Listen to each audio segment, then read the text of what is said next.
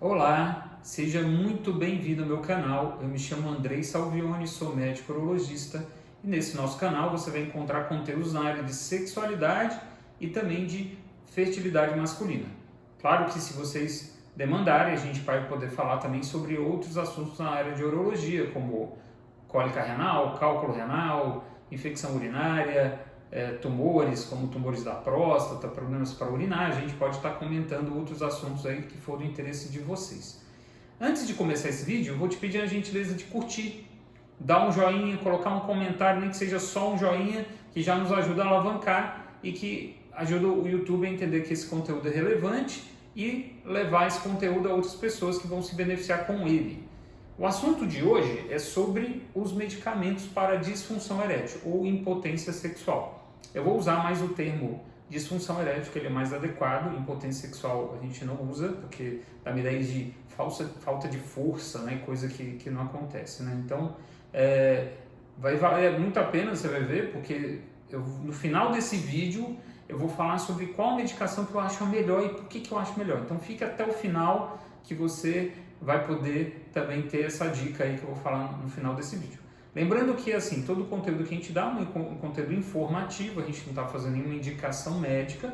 Muitas das coisas que a gente vai comentar sobre medicamentos, suplementos, etc., a pessoa consegue comprar sem receita médica, mas se ela fizer isso, vai ser com total liberdade e responsabilidade também. Então, é bom isso aí tá bem claro.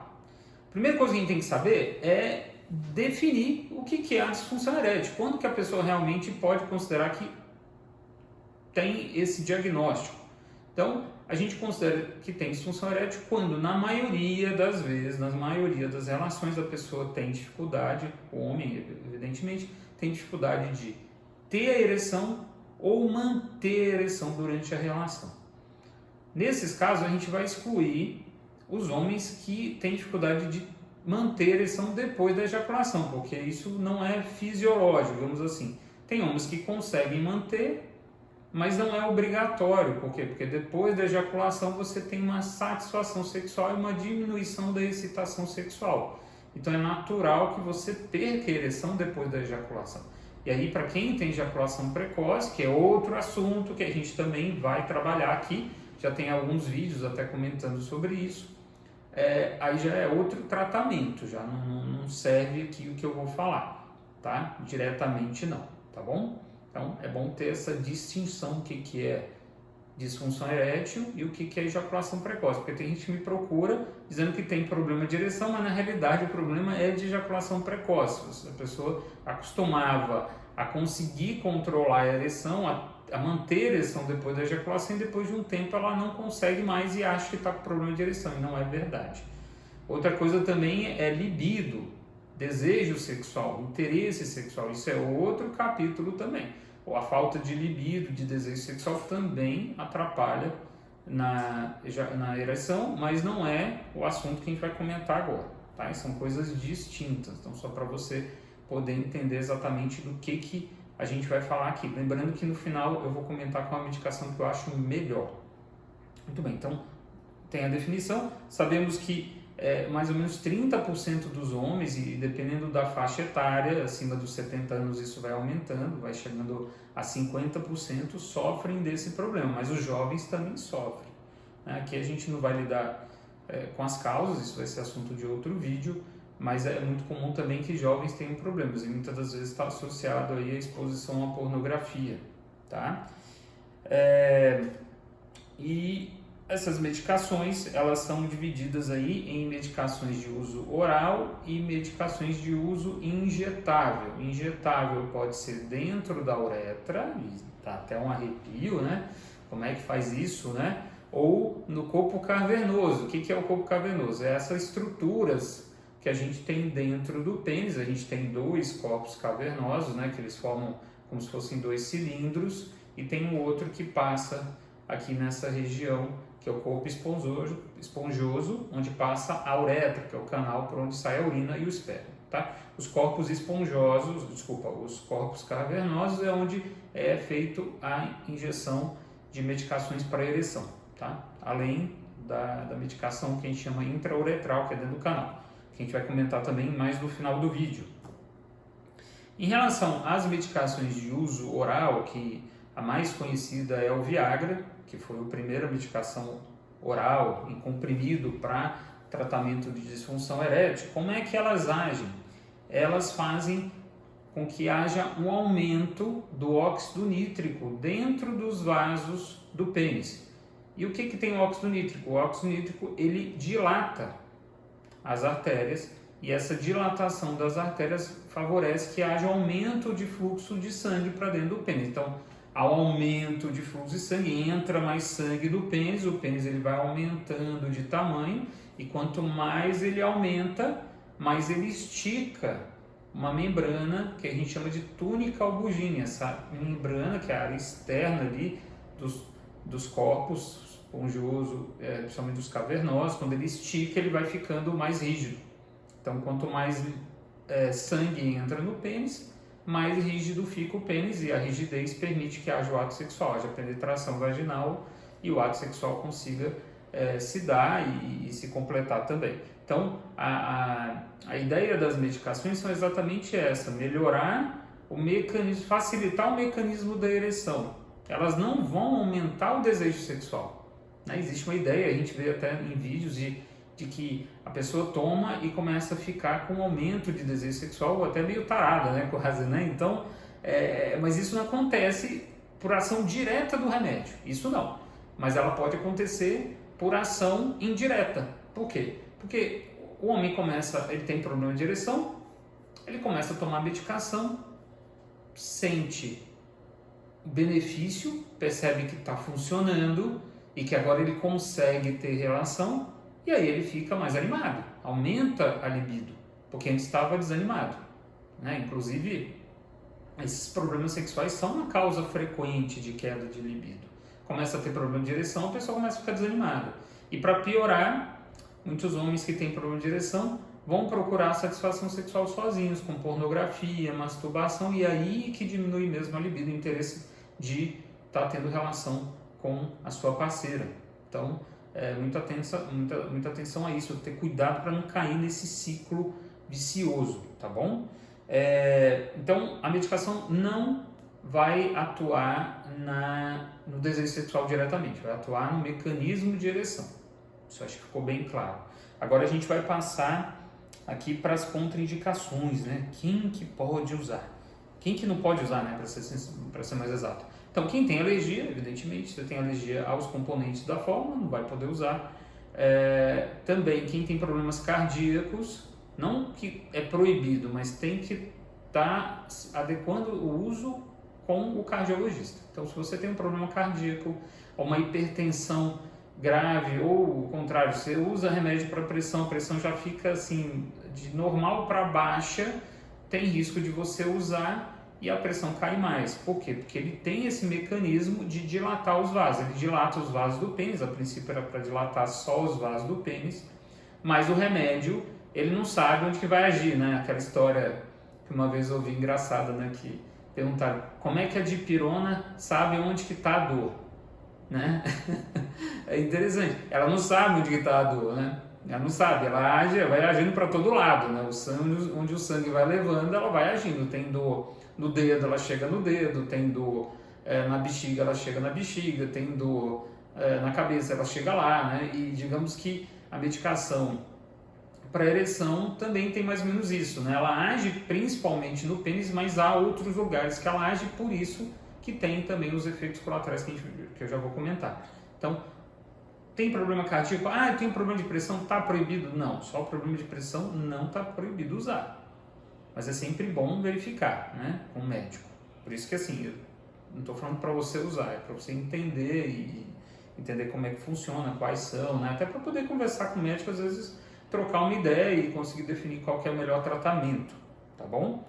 Pessoas que usam nitratos, então, se são medicações para coronária, são dilatadores coronarianos, então se você já infartou, tem angina, pode ser que você esteja usando nitrato, geralmente tem o dinitrato e o mononitrato de isosorbida, é o principal, né? Então se usa o nitrato e usa ao mesmo tempo medicação dessa classe para ereção tem um risco de morte, porque a pressão pode cair a ponto assim, de quase zerar, e aí, se você não tiver uma assistência médica imediata, você pode morrer. Então, assim, tem que ter muito cuidado, né? Pessoas que usam esse tipo de medicamento não podem usar de jeito nenhum medicação para ereção, por causa dessa interação medicamentosa ser quase fatal, né? Então, por exemplo, muito importante, olha lá, importantíssimo, grava isso. Se você está usando,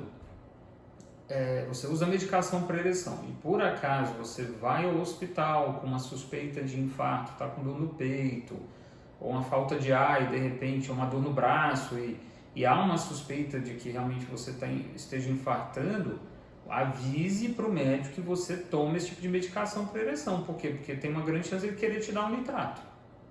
Se ele te dá um nitrato, pode interagir e aí complica. Claro que existe um tempo de ação. Se você usou o remédio, mas já tem um certo tempo, não vai dar interação, com certeza.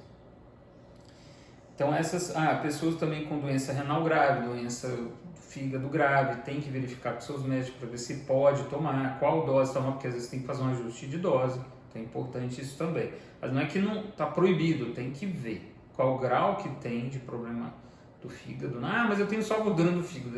Gordura no fígado, boa parte da população tem. Isso não contraindica. Pessoas que têm um problema hepático mais grave, uma cirrose, que já está comprometendo bem a função do fígado, doença renal, eu tenho cálculo renal, eu tenho cisto renal, que é super comum, né? Cisto renal, eu não posso, não tem nada a ver, tá bom? Então, problema, é insuficiência, ou seja, o órgão está falhando, já está começando a falhar, aí tem que ver com o seu médico, tá?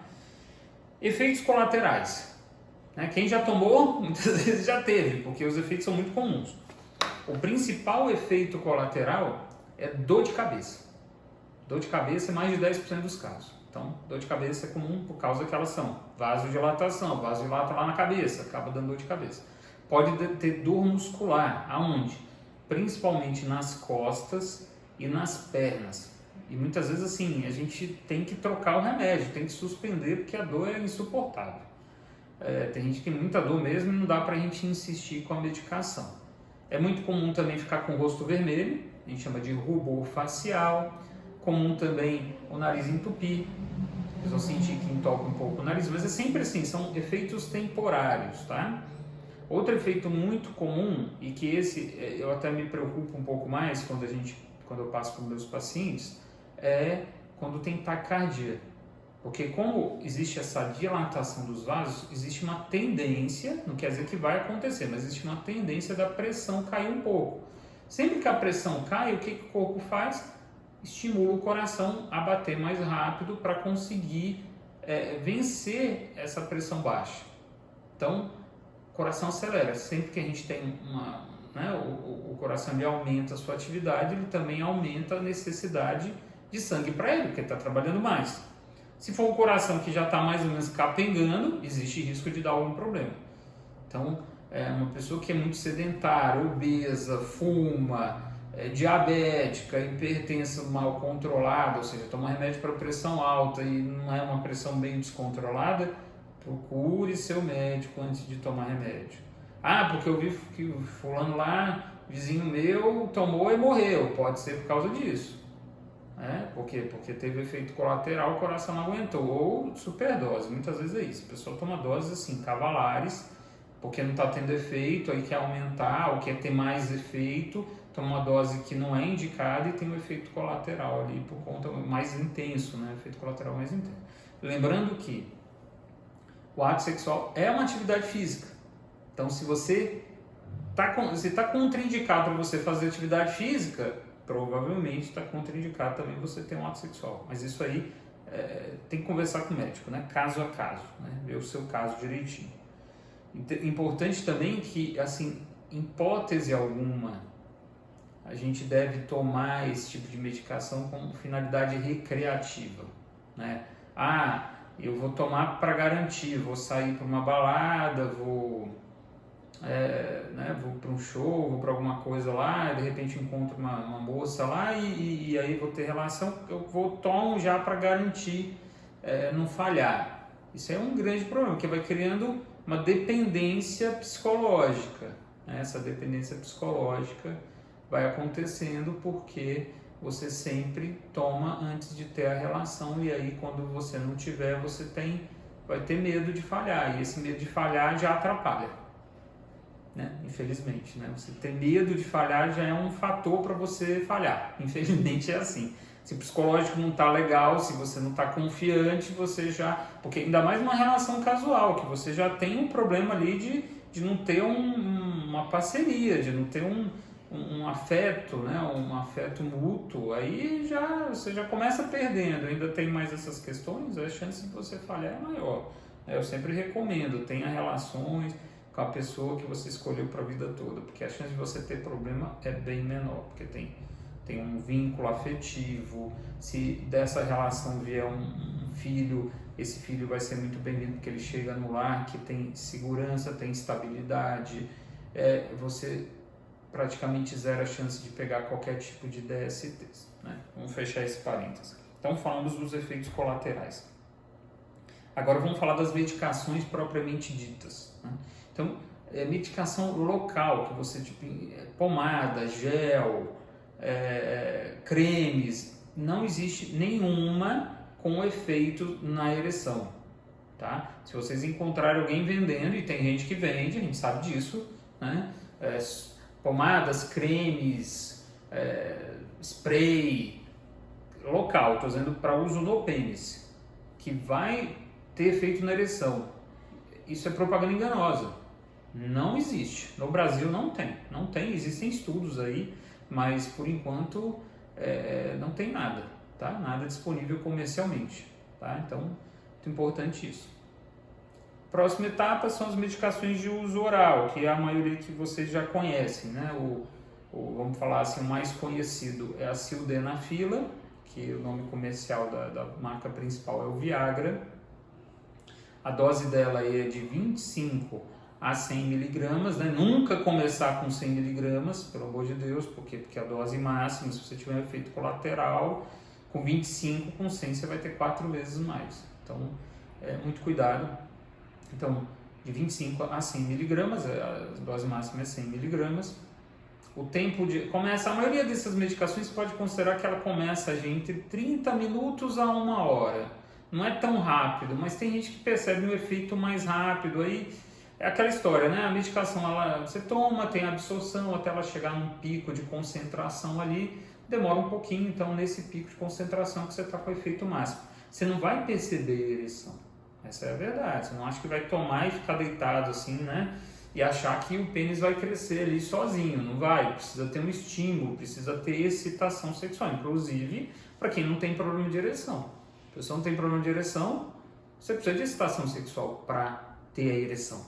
Não adianta só, sei lá, querer. Eu quero e vai funcionar. Vocês sabem que não é assim que funciona, né? Então, você precisa ter ali um estímulo sexual para que você tenha ereção. Isso vale para os remédios. O remédio só vai agir se tiver esse estímulo, tá? Vai agir sozinho. Não existe isso, tá? Precisa ter esse estímulo. Então, a sildenafila, então, o Viagra, tem uma dicasinha que eu vou falar também sobre ele, junto com a vardenafila, que é o próximo. O vardenafila é mais ou menos a mesma coisa, ele vai, só que é de 5 a 20 miligramas a dose dela, sempre começar com a dose mínima. Tem um detalhe junto com o Viagra que é muito importante, então você grava isso, olha que interessante, né? Muitas vezes você não tem o efeito do remédio porque você não foi orientado adequadamente, né? Por quê? Porque você não, ou porque realmente o profissional não sabia, e aí por isso que ele não orientou, ou porque você tomou da sua cabeça e aí não foi orientado adequadamente. Mas a grande maioria dos médicos não sabem disso, inclusive urologistas. Essa medicação, ela interage com álcool e também interage com a alimentação. Tanto a sildenafila quanto a vardenafila, que é o Levitra, né? A vardenafila é a medicação da Bayer, que eu saiba até hoje não quebrou a patente, então por enquanto só tem o Levitra. Interage então com o álcool, então se você tomar álcool vai cortar o efeito, então às vezes não vai funcionar, entendeu? Aí você toma e fala, mas não funcionou porque você tomou álcool. E o segundo é alimentação. Então, para você ter um bom efeito, olha lá, grave lá, para você ter um bom efeito da sildenafila e da vardenafila, você precisa ter 2 horas de jejum. 2 horas de jejum. Se você não tiver 2 horas de jejum, não vai fazer efeito, ou vai ter um efeito menor do que o esperado, certo? Então, essa dica aqui vale a pena, vale um vídeo, né? Vale uma curtida, né? Se você não curtiu, agora você, por favor, curta aí o vídeo, dá um joinha, fala, pô, obrigado, doutor, obrigado, porque essa dica eu nunca vi em nenhum lugar, tá? Então, por favor, me ajude aí a chegar a mais pessoas. Depois vem a tadalafila, que é uma também das mais conhecidas, que é a referência, é o Cialis, existem outras marcas, né? Mas a referência é o Cialis, que tem um detalhezinho também que eu vou falar no final. Ele começa a agir com mais ou menos 30 minutos, 1 hora também, e dura até 36 horas, tá? A dose dele é de 20 miligramas, mas existe a possibilidade de uso diário. É o único que tá, assim, que foi estudado assim, de uma forma mais extensa, que existe essa recomendação do uso diário para usar para ereção. Então você pode usar ele diário, mas aí já na dose de 5 miligramas. Tem gente que usa 5 miligramas como demanda, ou seja, desse jeito que eu falo, você usa só no dia da relação. Mas a tadalafila de 5 miligramas, você pode usar diariamente, que você vai ter o efeito, digamos, a hora que você precisar. Você não precisa tomar dentro daquele intervalo de 30 minutos a 1 hora. Você tomando todo dia, ao horário que você quer ter a relação, ele já está fazendo efeito. A partir de 7 dias. Tá? Então, a partir de 7 dias, ele já está fazendo efeito e você já consegue ter os benefícios do uso dele, né? Na dose menor, de 5 miligramas, tá? Não é na dose de 20, por favor, não se deve tomar. Por quê? Porque, como eu comentei, ele dura 36 horas, tá? E, por último, tem a lodenafila, que é de 80 miligramas, a dose única, não aumenta nem diminui essa dose, que também mais ou menos é o perfil aí do Viagra em relação ao tempo de ação, tá? Existem as medicações injetáveis, né? Agora começa a dar os arrepios. Quem tem medo, né? Então, tem a possibilidade de você fazer uma dentro do canal, mas não é injeção com agulha, tá? Então, assim, vai enfiar uma agulha dentro da uretra. Você vai, como se fosse uma seringa, mas sem agulha, que você coloca dentro do canal, só no iniciozinho do canal, uma medicação que chama alprostadil. Então, o alprostadil ele pode ser usado na uretra, né?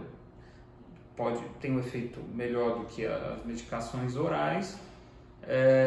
Minha experiência pessoal é que eu usei em poucos casos. A gente tem realmente, não é um ou outro paciente que precisa desse tipo de medicação, e eu vi baixos resultados, para ser sincero, né?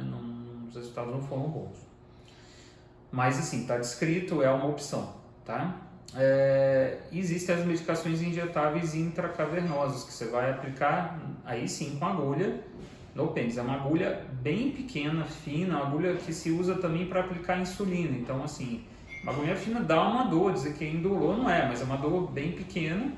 Aí você tem várias opções. Você tem o alprostadil, que é a minha preferência, por causa dos efeitos colaterais. Ele tem menor efeito no sentido do risco de você ter um priapismo, que é uma ereção dolorosa, né? As outras já aumentam esse risco. Você tem uma ereção que persiste e que tem dor. E aí, quando acontece isso, você tem que ir para o hospital para medicar e diminuir essa ereção, porque senão você vai tendo lesão no mecanismo de ereção do seu pênis, né? Então, as outras medicações já tem, aí tem várias formas, não existe uma regra, né? Você pode usar fentolamina, papaverina e prostaglandina. Então, são combinados dessas medicações que você monta, e depois, você monta não, né? O médico que vai montar para você, você vai levar numa farmácia de manipulação, eles vão manipular e você vai aplicar. De preferência, a primeira aplicação é importante que seja com o próprio médico, ele vai aplicar, né? Só aplicar, né? Pelo amor de Deus, né?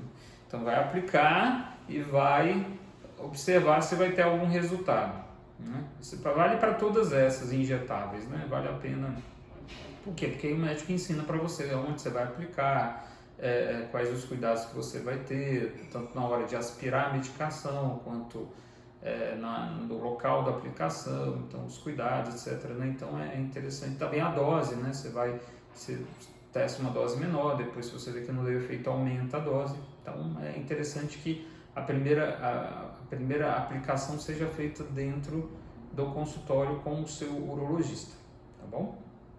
Então essas são as medicações injetáveis. Aqui a gente não vai falar sobre prótese, que aí seria a última etapa, né, do tratamento, a etapa final, é a última opção, né? Isso aí vai ser tema para um outro vídeo, a gente vai comentar sobre isso.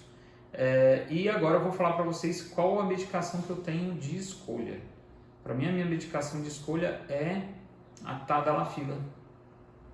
No caso das medicações de demanda, que tem várias, né? A de diária só tem uma opção, então não tem como ter preferência porque só tem uma. Mas a medicações de demanda que eu tenho preferência é a tadalafila, por quê? Por causa dos seguintes fatores. Primeiro, ela não interage nem com álcool e nem com comida. Então, se você comer ou ingerir bebida alcoólica, ela vai ter o mesmo efeito. Ela vai conseguir ter o efeito desejado. E o segundo é o tempo de ação. Ela tem um tempo de ação prolongado, né? Muito longo. Você vê 36 horas, a gente sabe que, apesar de ser 36 horas, a gente sabe que a ação assim, mais efetiva da tadalafila é dentro das 18 primeiras horas.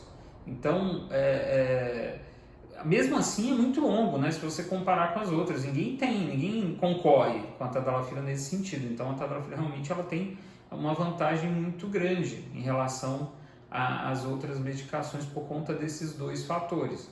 Evidentemente que mesmo assim tem gente que não adapta por causa dos efeitos colaterais. Então é uma outra dica que eu dou.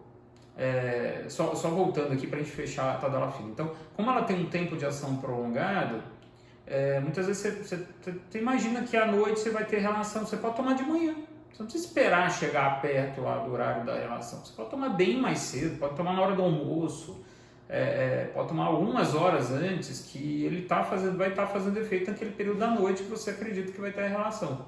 Então ele te dá um pouco mais de liberdade. Outra, eu tomei à noite, achei que ia ter a relação, não teve, mas na outra noite teve. Então ele ainda está agindo para o dia seguinte.